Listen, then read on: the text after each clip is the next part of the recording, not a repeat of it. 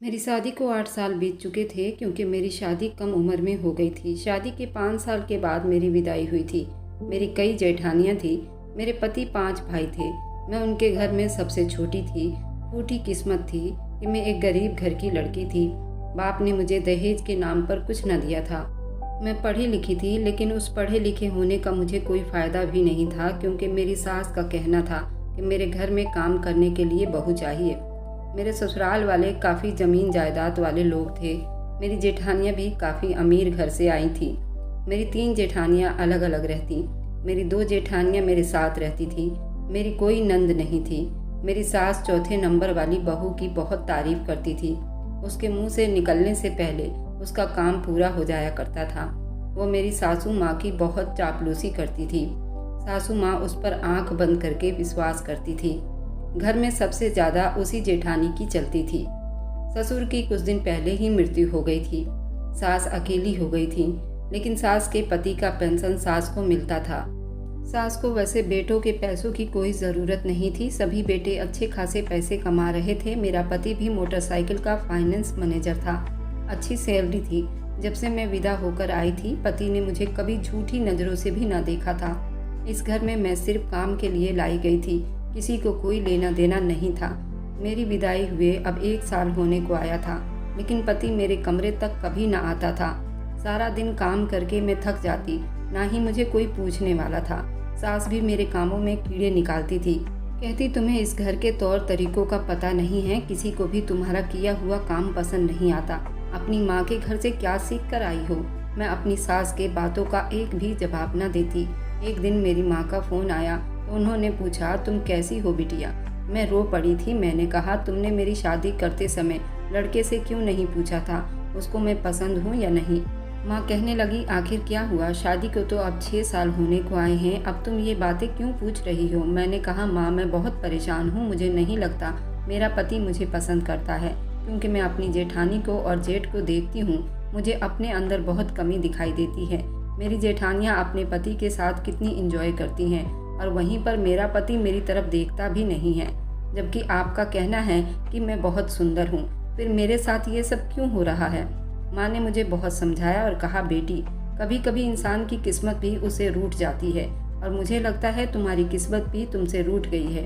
इतनी खूबसूरत और पढ़ी लिखी होने के बाद भी तेरी किस्मत में शायद अभी बहुत कठिनाई है।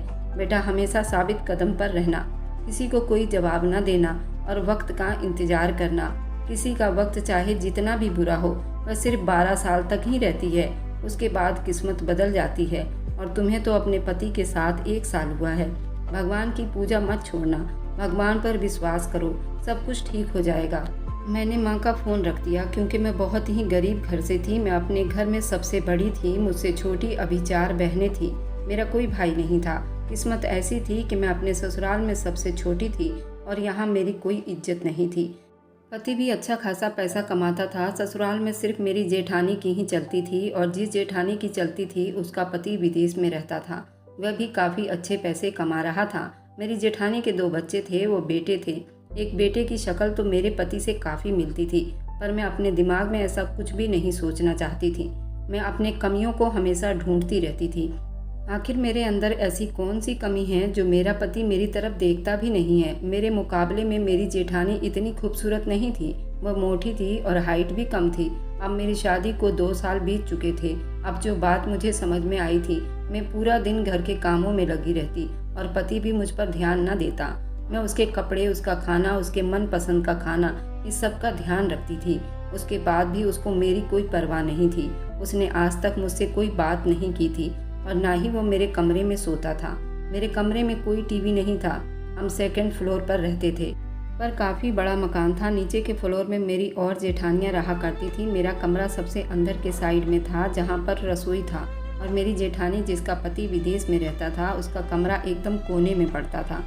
मेरा पति उसी कमरे में घुसा रहता। वहाँ पर बड़ा सा टीवी लगा हुआ था और वहाँ पर वाईफाई भी लगा हुआ था। जेठानी के दोनों बच्चे अपने दादी के साथ सोते थे। जेठानी कमरे में अकेली सोती। मेरा पति भी उसी कमरे में घुसा रहता, पर मेरी इतनी हिम्मत नहीं थी कि मैं ये पूछ पाती कि मेरा पति आखिर मेरे कमरे में क्यों नहीं सोता। मेरी सास मुझे बस कामों में उलझाए रखती। एक दिन सास की तबीयत बहुत ज़्यादा ख़राब हुई। और उन्हें अस्पताल में भर्ती करवाना पड़ा। घर के कामों में बिजी रही सास के पास मेरी छोटी जेठानी थी, उसका भी घर में बहुत कम ही चलता था, पर उसका पति उसका साथ देता था। वो मुझसे बातें करती तो मेरी सास उससे झगड़ा करती, क्यों तू उसे अपनी तरह बना रही है। सास मुझे भी बहुत डांटती, कहती अपना काम किया कर, बहुत बातों में लगी रहती है। छोटी जेठानी का पति आता तो वह तुरंत अपने पति की आव भगत में लग जाती। मेरी सास से छोटी जेठानी का कई बार झगड़ा हो चुका था। वह जेठानी को उल्टी सीधी बातें कहती तो जेठानी भी सास को डांट देती थी। जेठानी कहती, मुझे सरगम मत समझना कि मैं डर जाऊं, मैं कोई गरीब घर से नहीं हूं, मैं तुम्हारी अभी खटिया खड़ी करवा दूंगी। मेरी सास उससे कम ही मुँह लगती थी। उससे बड़ी जेठानी तो सास से भी 2 कदम आगे थी। वह तो पूरे घर पर राज करती थी। बाकी 3 जेठानियाँ दूसरे शहर में अपने अपने पति के साथ थीं। सबसे छोटी जेठानी ने सास से झगड़ा कर अब वह अलग नीचे की फ्लोर में रहने लगी थी। वह मुझसे कभी कभी बातें कर लिया करती थी। कहती, तुम अपने पति को अकेला क्यों छोड़ती हो, उसके पास जाओ और उसे अपने कमरे में सोने के लिए राजी करो। तुम्हारे पति की सारी कमाई संजना भाभी खा रही है और अपने पति का सारा कमाई वो बचा रही है। तुम बेवकूफ़ हो, तुम अपना खर्च अपने पति से क्यों नहीं मांगती। पर मेरा पति तो मुझसे बात ही न करता था, तो खर्च तो दूर की बात थी। सास की तबीयत खराब हुई तो छोटी जेठानी अस्पताल में थी, उससे बड़ी जेठानी घर पर ही थी। उन्होंने अपने तबीयत खराब होने का बहाना बना लिया और घर में लेटी रही। मेरा पति हॉस्पिटल में मेरी सास के पास आता जाता रहा। मेरी सास की तबीयत बहुत ही ज़्यादा सीरियस हो गई थी। डॉक्टर ने जीने की उम्मीद कम बताई थी। उनको दिल का दौरा पड़ा था, वो भी तीसरी बार। वह आईसीयू में भर्ती थी। सास आईसीयू में थी तो वहाँ पर डॉक्टर किसी को रुकने भी नहीं दे रहे थे। बस सुबह शाम सास से मुलाकात होती थी। आज मैं पहली बार अपनी जेठानी के कमरे में बिना पूछे कदम रख रही थी, क्योंकि मैंने थोड़ी देर पहले ही अपने पति को उस कमरे में जाते हुए देखा था। तो मैं पति का खाना लेकर जेठानी के कमरे की तरफ चल पड़ी थी। मैंने कहा, जो भी हो जाए आज मैं अपने पति का सामना करके रहूंगी। आखिर वह उस कमरे में क्या करते हैं। जेठानी का पति उनके साथ नहीं रहता, वह विदेश में है, तो वह उनके कमरे में क्या करते हैं। आज मैं अपने सारे सवालों का जवाब ढूंढने के लिए उस कमरे में चल पड़ी थी। जैसे ही मैंने धीरे से दरवाज़ा खोला, मेरे पैरों तले से ज़मीन निकली थी। मेरा पति और मेरी जेठानी एक दूसरे से लिपटे हुए थे। जेठानी के बच्चे सास के कमरे में थे। मैंने दरवाजे पर थोड़ा सा हाथ मारा ताकि वो मेरी तरफ ध्यान दे। मेरी जेठानी तुरंत उठकर बैठ गई, अपने कपड़े संभालने लगी। पति तो बिल्कुल शर्मिंदा हो गया, कहने लगा, क्या बात है, तुम यहाँ किस लिए आई हो। मैंने कहा, मैं तुम्हारा खाना लेकर आई हूँ। पति ने कहा कि मैं खाकर आया हूँ। जेठानी हकलाने लगी, कहने लगी, कुछ नहीं देवर जी, बस मेरा बुखार चेक कर रहे थे। मैंने देखा कि मेरे पति के गाल पर लिपस्टिक के निशान थे। मैंने कहा, बुखार चेक कर रहे थे या आपका होंठ, क्योंकि पति के होंठ पर भी आपके लिपस्टिक का निशान है। वे दोनों इतना शर्मिंदा हुए, उनके मुंह में कोई भी शब्द नहीं आ रहे थे। और मेरी जेठानी का ब्लाउज का हुक पूरा खुला हुआ था। मेरे पति भी अजीब अवस्था में खड़े थे। उन्होंने अपने कमर के आगे तकिया लगा लिया। मैंने कहा, आप मेरे पति हैं, आपको मुझे इस तरह शर्माने की ज़रूरत नहीं, और मेरी उम्र इतनी छोटी भी नहीं कि मैं ऐसी चीज़ों को समझ ना पाऊँ। जो अधिकार मेरा है वह आप भाभी को दे रहे हो, और हिंदू समाज में तो भाभी एक माँ के बराबर होती है, और तुम ये सब क्या कर रहे हो। भगवान तुम्हें कभी माफ़ नहीं करेंगे। जेठानी अपनी नज़रें नहीं उठा पा रही थी और पति भी बहुत शर्मिंदा थे। मैं खाना लिए खड़ी होकर ये सारी बातें कर रही थी। मैंने कहा, मैंने तुम दोनों की सारी सच्चाई जान ली है। अब तुम्हें मुझे छुपाने की ज़रूरत नहीं है कि मुझे तो पहले से ही शक था कि आखिर मेरा पति मेरे कमरे में क्यों नहीं आता। अब मैं जान गई हूँ कि वह आपकी इच्छाओं को पूरी कर रहा है, क्योंकि आपके पति तो विदेश में हैं और मेरा पति वह सारी कमी पूरा कर रहा है। अब मुझे इस घर में नहीं रहना चाहिए।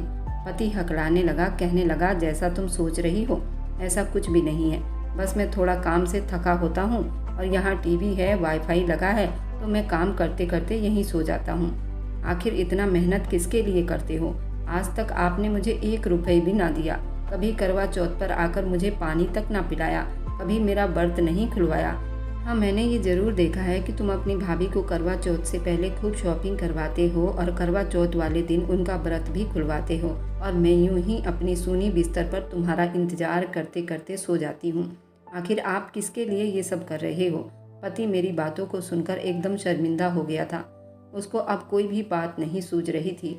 जेठानी ने अपने साड़ी के पल्लू से अपने कंधे पर पल्ला कर लिया था। उनके ब्लाउज का हुक पूरा खुला हुआ था। मैंने कहा, लाइए भाभी, मैं आपके ब्लाउज का हुक लगा देती हूँ, इसे छुपाने की ज़रूरत नहीं।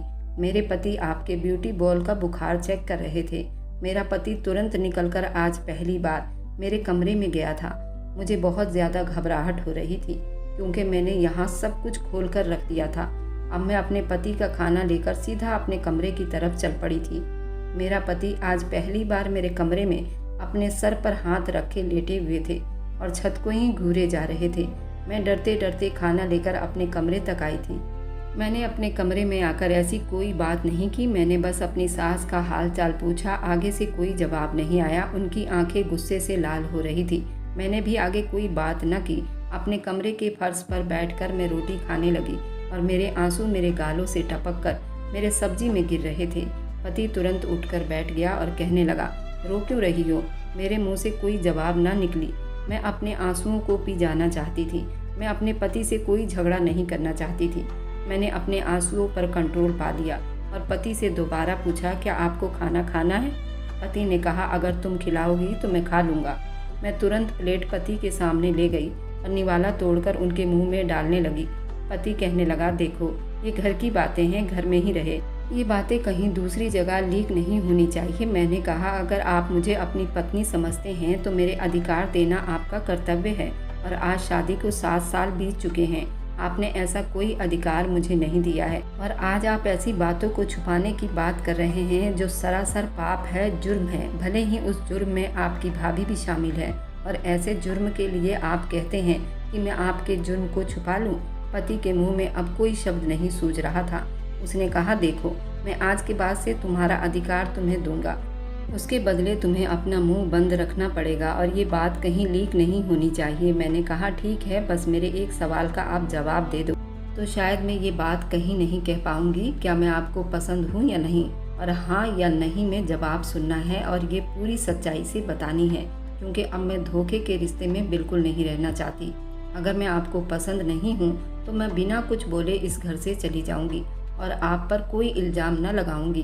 बस आपसे डिवोर्स ले लूँगी। मेरा पति आश्चर्य से मुझे देखने लगा।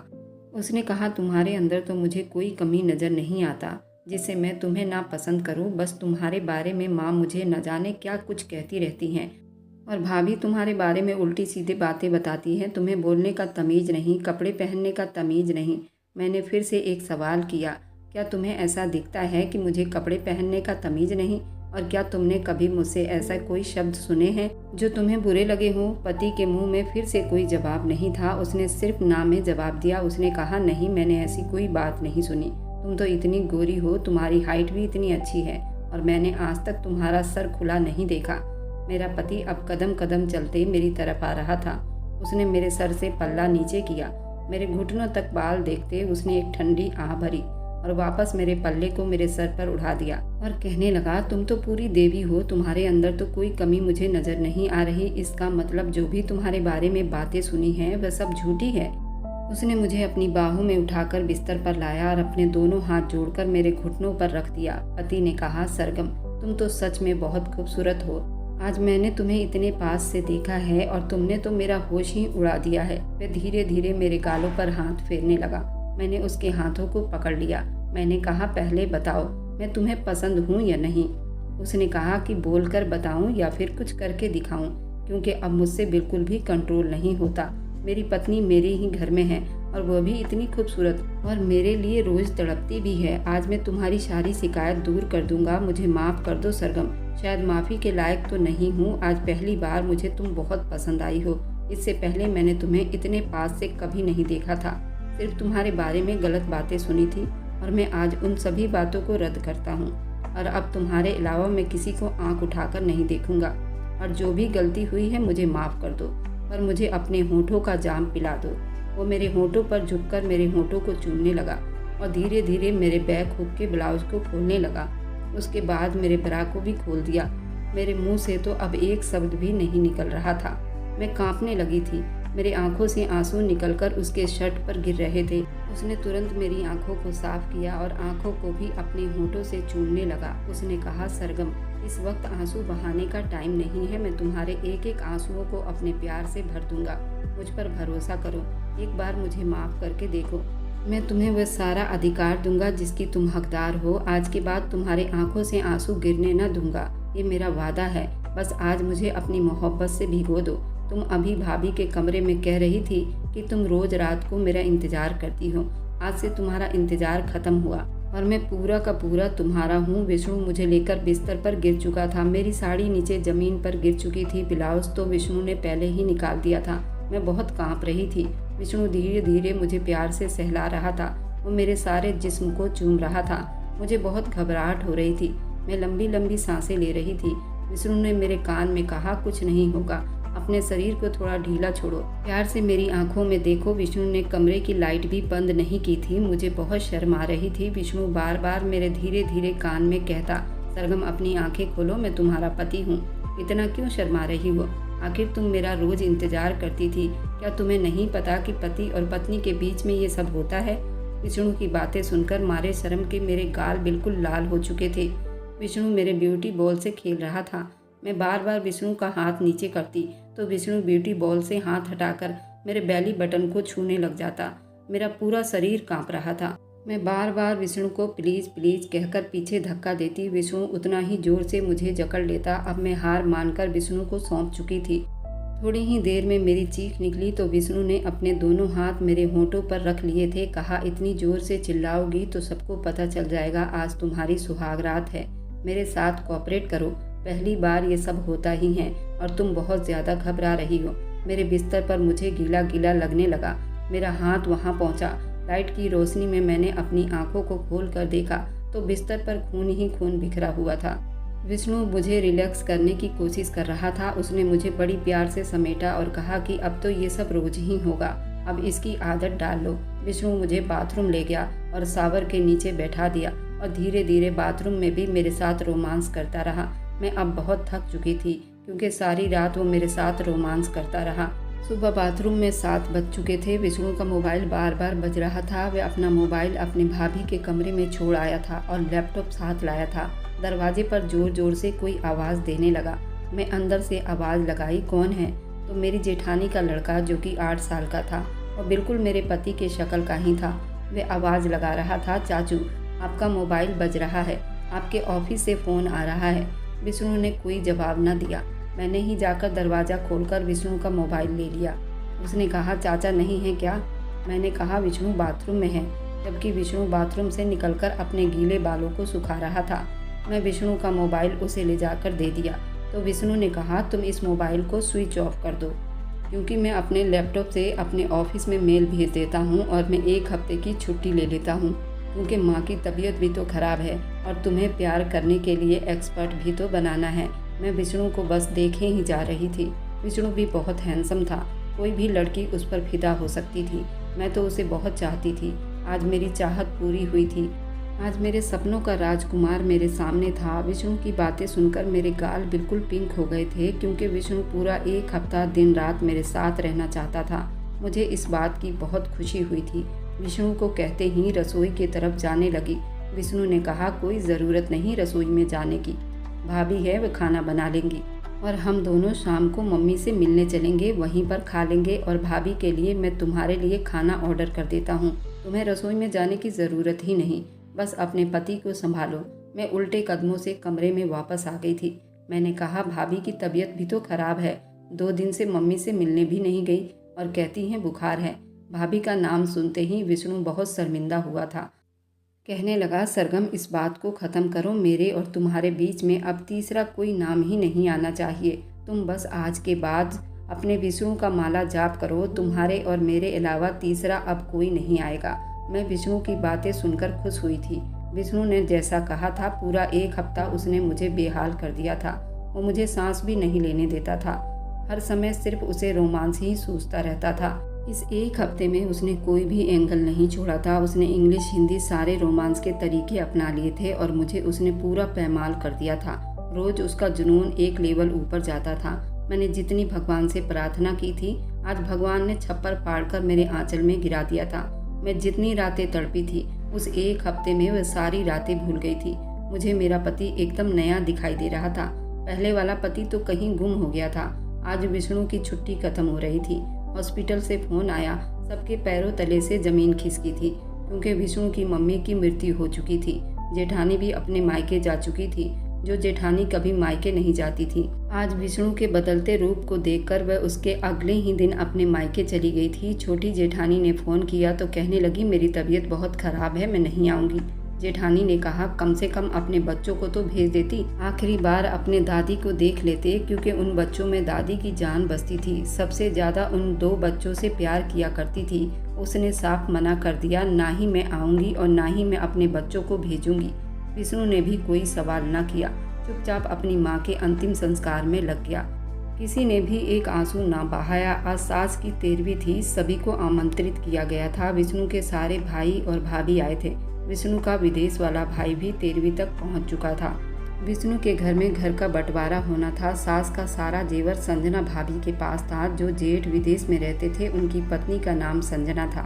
उन्हीं के पास सास का सारा जेवर था। संजना भाभी से पूछा गया तो उन्होंने कहा, मेरे पास कोई जेवर नहीं। जबकि छोटी जेठानी चिल्ला चिल्ला कर कह रही थी कि सासू माँ और इनका पेट हमेशा एक रहता था, सारा जेवर इन्हीं के पास है। लेकिन संजना भाभी ने साफ मना कर दिया, कहा कि मेरे पास कोई जेवर नहीं, बल्कि मैंने खुद अपने इतने पैसे इनके बीमारी में लगा दिए हैं, जबकि ऐसा कुछ भी नहीं था। जब सास बीमार हुई तो एक बार भी उनसे मिलने नहीं गई थी। वह तो विष्णु के शोक में अपने मायके में जाकर बैठी थी, क्योंकि विष्णु उनके हाथों से निकल चुका था। विष्णु ने इसमें कोई बात नहीं की और ना ही कोई मांग की। उसने कहा, जिसको जो ठीक लगता है वह करो, मुझे जो देना है वो दे दो, नहीं देना तो कोई बात नहीं, मैं खुद कमाता हूँ, मैं अपना बना लूँगा। संजना के पति ने भी अपना पल्ला झाड़ लिया और 3rd फ्लोर पर शिफ्ट हो गए। छोटी जेठानी नीचे शिफ्ट हुई थी और मुझे 2nd फ्लोर दिया गया था। बाकी भाइयों ने गांव की ज़मीन और कुछ शहर में ज़मीनें थी, उन सब में हिस्सा लगाया था। सब अपने अपने काम में मगन हो गए। सबसे ज़्यादा संजना भाभी को फ़ायदा हुआ था। संजना भाभी ने अपने पति की सारी कमाई बैंक बैलेंस किया था और विष्णु के कमाई से ऐश करती थी और अपने बच्चों का स्कूल फीस भी भरवाती थी। संजना भाभी के बच्चे महंगे स्कूल में पढ़ रहे थे। विष्णु के हिस्से में सिर्फ 1 मंजिल आया था। उसने किसी से कोई शिकायत नहीं की। विष्णु अब सिर्फ मुझसे मोहब्बत करता था। उसकी मोहब्बत रोज़ दुगनी होती दिखाई देती थी। जल्दी ही मैंने विष्णु के बच्चे को जन्म दिया था। संजना भाभी विष्णु से बात करने की बहुत कोशिश करती थी, क्योंकि संजना भाभी के पति दोबारा विदेश चले गए थे। लेकिन इस बार विष्णु अपने नाक पर मक्खी नहीं बैठने देता था और ना ही वह संजना भाभी से बात करता था। विष्णु जब भी ड्यूटी करने जाता तो संजना भाभी तुरंत उसे फ़ोन लगाती, लेकिन विष्णु कभी भी उनका फ़ोन नहीं उठाता था। एक दिन वह खुद ही चलकर मेरे कमरे तक आई थी और विष्णु पर बरस पड़ी थी। ऐसी भी क्या बात हो गई कि तुम मेरा फ़ोन भी नहीं उठाते? लगता है तुम्हारी पत्नी मेरे खिलाफ भड़काती है। विष्णु ने कहा, भाभी, जो काम आप खुद करती हो वही दूसरों के लिए सोचती हो। आज तक तो तुम खुद मेरी पत्नी के लिए मुझे भड़काती रही, सरगम के लिए उल्टी सीधी बातें मेरे दिमाग में डालती रही। आज खुद ही सरगम पर इल्ज़ाम लगा रही हो। कुछ तो शर्म करो भाभी, भगवान से डरो। तुमने मेरे हाथों बहुत पाप करवाया है, अब तो उन पापों का पश्चाताप करो। मेरे पत्नी के आगे मुझे नीचा मत दिखाओ। अब मुझे अपनी पत्नी के लिए जीना है और अपने बच्चे के लिए जीना है। पहले तो मैं मम्मी की वजह से तुम्हारी सारी बातें मान लेता था, अब तो माँ भी नहीं रही। अब तुम्हारी दाल मेरे पास नहीं गलने वाली।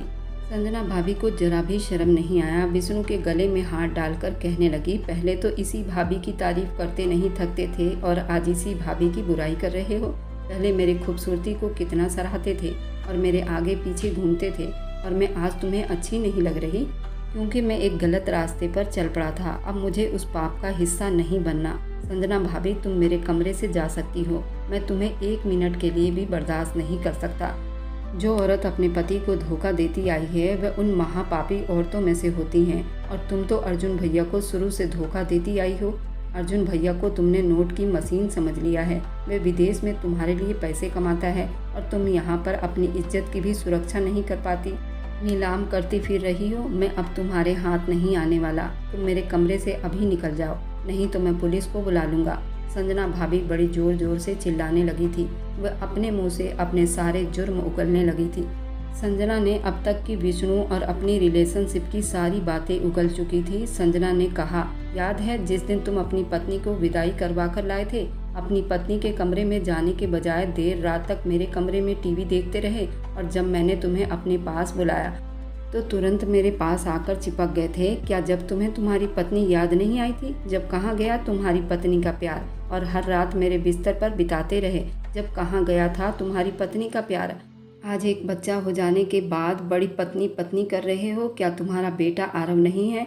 अर्जुन ने 1 महीना विदेश जाने के बाद मैं प्रेग्नेंट हो गई थी। क्या तुम भूल गए या और कुछ याद दिलाने की ज़रूरत है? विष्णु बड़ी जोर से चिल्लाया था। बेशरम औरत, पहले तो पाप करवाती हो और मुझसे भी करवाया, और आज सारे पाप अपने मुंह से मेरी पत्नी को सुना रही हो। कुछ तो शर्म करो। बच्चे हैं और ये बच्चे सुनेंगे तो उन पर क्या असर पड़ेगा? मैं बहुत ही जोर से चिल्लाई थी। चुप कर जाओ भाभी।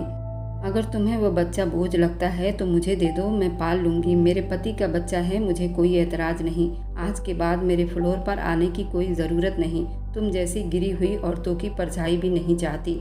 तुम मेरी नज़रों में मेरे पति को गिराना चाहती हो तो वह कभी भी मुमकिन नहीं होगा, क्योंकि जो इंसान गलती करके अपनी गलती की माफ़ी मांग ले और हमेशा अपनी गलती का एहसास करता रहे तो भगवान भी उसे पसंद करता है। और मेरे पति ने अपनी गलती मानी है और वे अपनी गलती का एहसास हमेशा करते रहते हैं। तो मैं भगवान से बड़ी नहीं हूँ। मैंने कब का अपने पति को माफ़ कर दिया है। तो आइंदा तुम अपने पापों का पिटारा लेकर मेरे घर में मत आना, नहीं तो ये बात तुम्हारे पति तक पहुँच सकती है। संजना भाभी चुप हो गई थी। सर नीचे किए अपने फ्लोर पर चली गई थी। दोबारा से मैंने और विष्णु ने उनके बारे में कोई बात न की। विष्णु हमेशा अपनी गलतियों की माफ़ी मुझसे मांगता था और हमेशा एक नया वादा करता था, मैं कभी तुम्हें तकलीफ नहीं पहुंचाऊंगा। मुझे उसकी सच्चाई नज़र आती थी। वो मुझे और मेरे बच्चे को बहुत चाहता था। उसके बाद से संजना हमारे घर में तो कभी नहीं आई, लेकिन विष्णु को फ़ोन करना नहीं छोड़ती थी। विष्णु संजना को हमेशा के लिए इग्नोर करता आया था। संजना को यही वहम था कि विष्णु मेरे बहकावे में जरूर आ जाएगा, लेकिन विष्णु ने दोबारा ऐसा कोई गलत कदम नहीं उठाया था। ऐसे गलत लोग कभी बाज नहीं आते। आप लोग बताइए, विष्णु के भाभी के लिए आप लोगों की क्या राय है? क्या हमें अपना फ्लोर बेचकर यहाँ से हट जाना चाहिए? कमेंट में अपनी राय जरूर दें। और मेरी वीडियो आप लोग जहाँ कहीं से भी देखते हैं, कमेंट में अपने शहर और राज्य का नाम जरूर बताएं।